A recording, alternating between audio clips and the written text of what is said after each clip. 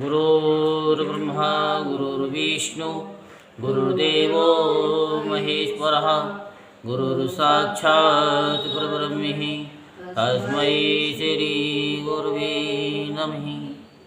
ओम गजाननं भूतगणाधिसेवितं कपितजम्बुफलचारुभक्षणं उमासुतं शोकविनाशकारिकं नमामि विघ्नेश्वरपादपङ्कजम्।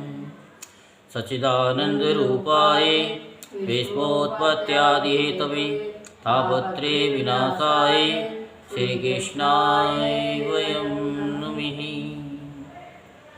आज हम आपको श्रीमद्भागवत महापुराण के 10वें स्कंद का 55वां अध्याय आपको सुनाएंगे, जिसमें संयमंतक मणि की कथा और जामवती और सत्यभामा के साथ श्री कृष्ण का विवाह।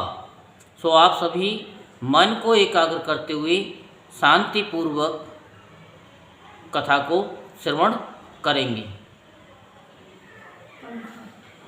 श्री सुखदेव जी कहते, परीक्षित, सत्राजित ने श्री कृष्ण को झूठा कलंक लगाया था।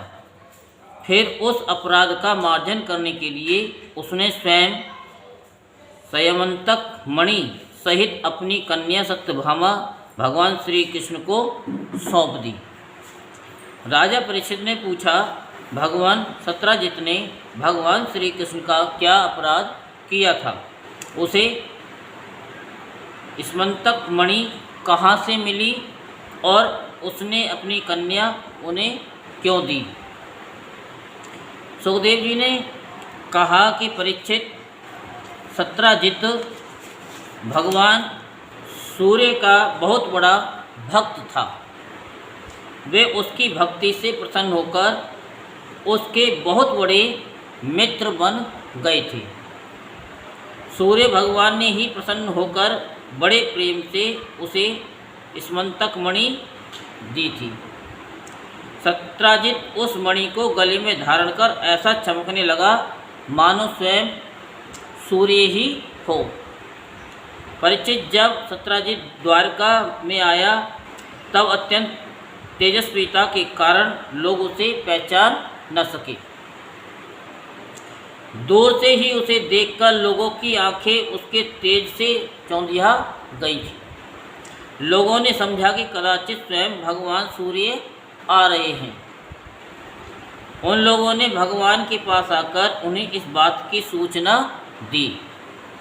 उस समय भगवान श्री कृष्ण चौरस खेल रहे थे। लोगों ने कहा कि शंख चक्र गदाधारी नारायण कमल नयन दामोदर यदुवंश शिरोमणि गोविंद, आपको नमस्कार है। जगदीश्वर, देखिए अपनी चमकीली किरणों से लोगों के नेत्रों को चौंधियाते हुए प्रचंड रश्मि भगवान सूर्य आपका दर्शन करने आ रहे हैं।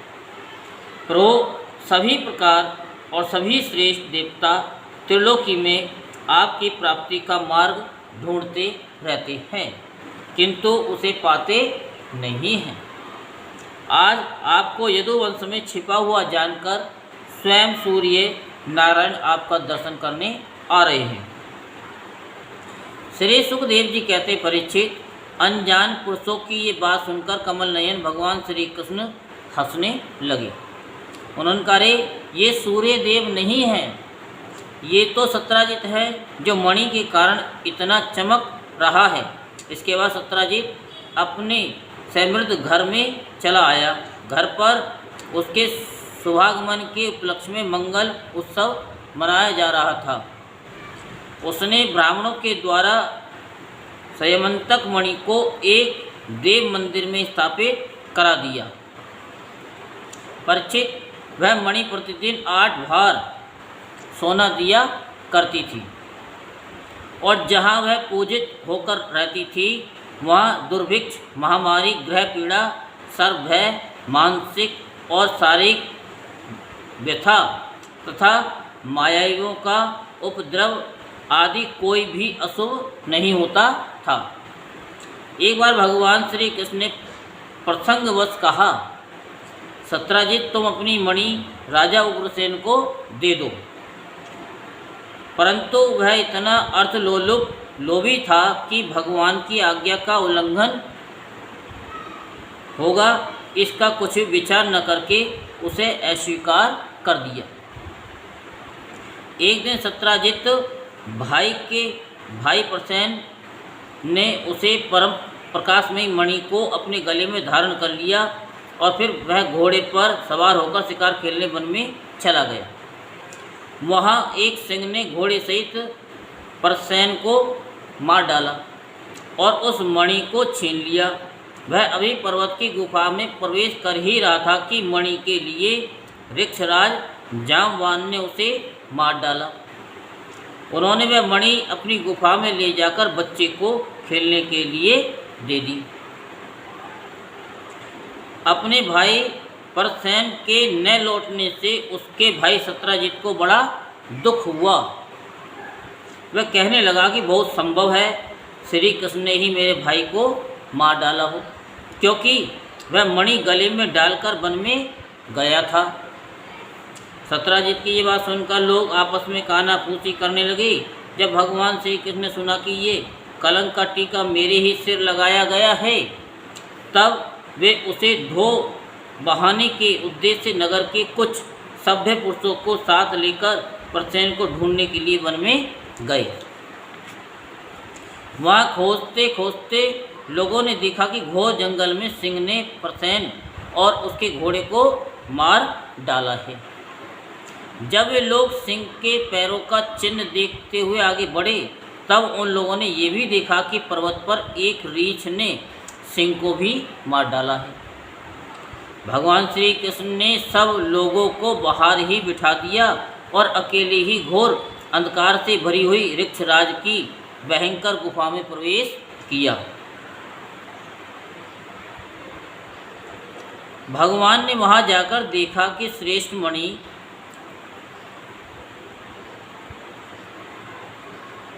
को बच्चों का खिलौना बनाकर दिया गया है। वे उसे हर लेने की इच्छा से बच्चे के पास जा खड़े हुए।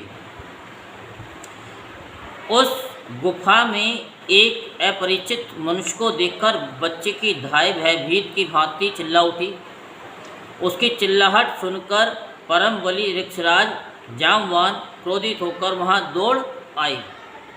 परीक्षित जामवान ने उस समय कुपित हो रहे थे।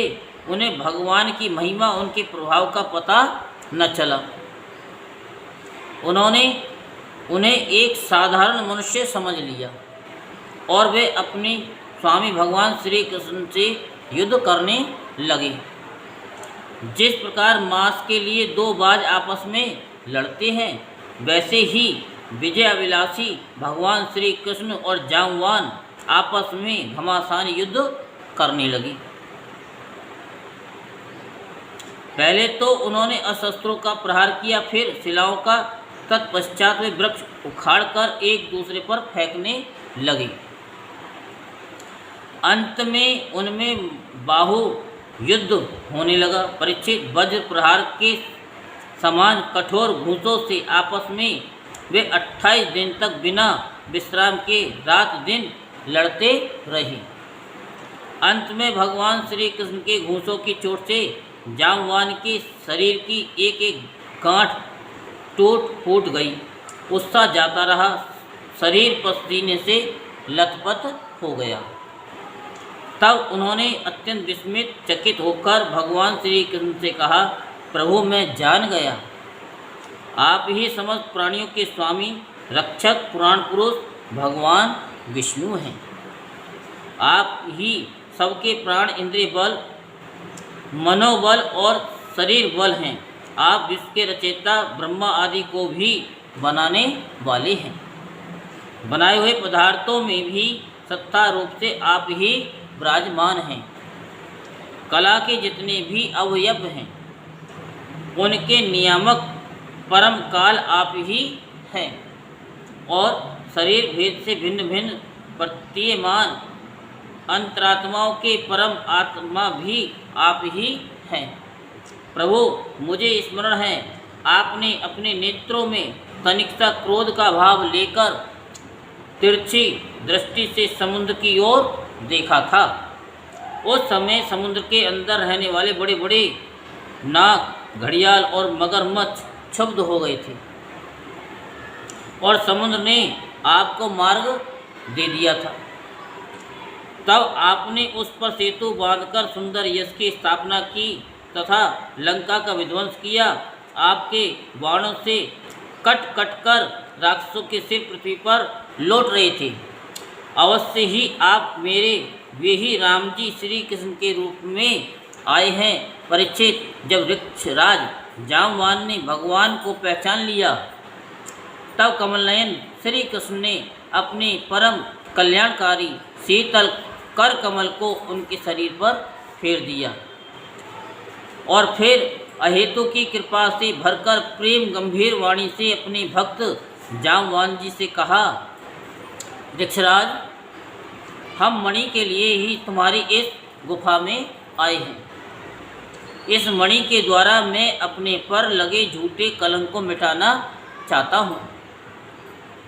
भगवान का ऐसा कहने पर जामवान ने बड़े आनंद से उनकी पूजा करने के लिए अपनी कन्या कुमारी जामवती को मणि के साथ उनके चरणों में समर्पित कर दिया।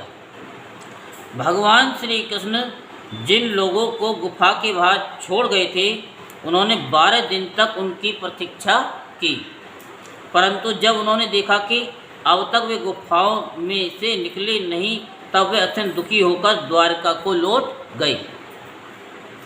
वहाँ जब माता देवकी, रुक्मणी, वासुदेव तथा अन्य संबंधियों और कुटुंबियों को ये मालूम हुआ कि श्री कृष्ण गुफा में से नहीं निकले तब उन्हें बड़ा शोक हुआ। सभी द्वारकावासी अत्यंत दुखित होकर सत्राजित को बुरा भला कहने लगे और भगवान श्री कृष्ण की प्राप्ति के लिए महामाया दुर्गा देवी की शरण में गए। उनकी उपासना करने लगे। उनकी उपासना से दुर्गा देवी प्रसन्न हुई और उन्होंने आशीर्वाद दिया। उसी समय उनके बीच में मणि और अपनी नववधू जामवती के साथ सफल मनोरथ होकर श्री कृष्ण सबको प्रसन्न करते हुए प्रकट हो गए। सभी द्वारकावासी भगवान श्री कृष्ण को पत्नी के साथ और गले में मणि धारण किए हुए देखकर परमानंद में मग्न हो गए, मानो कोई मरकर लौट आया हो। भगवान ने सत्राजित को राजसभा में महाराज उग्रसेन के पास बुलवाया और जिस प्रकार मणि प्राप्त हुई थी वह सब कथा सुनाकर उन्होंने वह मणि सत्राजित को सौंप दी। सत्राजित अत्यंत लज्जित हो गया। मणि तो उसने ले ली परंतु उसका मुंह नीचे की ओर लटक गया। अपने अपराध पर उसे बड़ा पश्चाताप हो रहा था। किसी प्रकार वह अपने घर पहुंचा। उसके मन की आंखों के सामने निरंतर अपना अपराध नाचता रहता। बलवान के साथ विरोध करने के कारण वह भयभीत भी हो गया था। अब वह यही सोचता रहता कि मैं अपने अपराध का मार्जन कैसे करूं, मुझ पर भगवान श्री कृष्ण कैसे प्रसन्न हो, मैं ऐसा कौन सा काम करूं जिससे मेरा कल्याण हो और लोग मुझे कोसे नहीं। सचमुच मैं अदूरदर्शी क्षुद्र हूँ। धन के लोभ से मैं बड़ी मूर्खता का काम कर बैठा। अब मैं रमणियों में रतन के समान अपनी कन्या सत्यभामा और वह स्मंतक मणि दोनों ही श्री कृष्ण को दे दूँ। ये उपाय बहुत अच्छा है। इसी से मेरे अपराध का मार्जन हो सकता है और कोई उपाय नहीं है। सत्राजित ने अपनी विवेक बुद्धि से ऐसा विचार करके स्वयं ही इसके लिए उद्योग किया और अपनी कन्या तथा स्मंतक मणि दोनों ही ले जाकर श्री कृष्ण को अर्पण कर दी। सत्यभामा शील, स्वभाव, सुंदरता, उदारता आदि सद्गुणों से संपन्न थी। बहुत से लोग चाहते थे कि सत्यभामा हमें मिले और उन लोगों ने उन्हें मांगा भी था, परंतु अब भगवान श्री कृष्ण ने विधि पूर्वक उनका पाणी ग्रहण किया। परीक्षित, भगवान श्री कृष्ण ने सत्राजित से कहा कि हम स्मंतक मणि न लेंगे आप सूर्य भगवान के भक्त हैं, इसलिए वह आप ही के पास रहे। हम तो केवल उसके फल के अर्थात उससे निकले हुए सोने के अधिकारी हैं। रखवाली तुम करो, फल हम खाएंगे, वही आप हमें दे दिया करें। इंसान भी नहीं, भगवान ने भी तो वही कराया कि भाई रखो तुम, क्योंकि मणि रखने का मतलब है कि बहुत सेफ्टी रखना। सेफ्टी तुम करो और जो सोना वो देती है वो हमको दे दो।